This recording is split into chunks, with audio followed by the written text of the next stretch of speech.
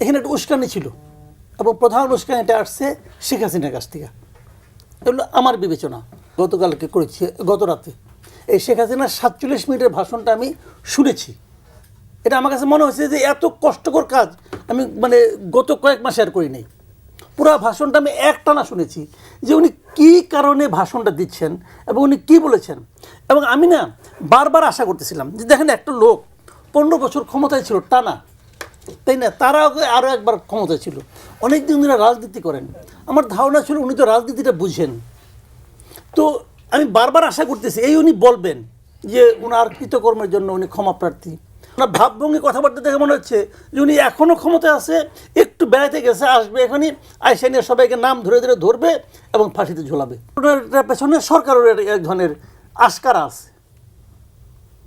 আমি উস্কানি বলছি না, আশকারা আছে। শেখ হাসিনার উস্কানি আছে, সরকারের এক ধরনের আশকারা আছে।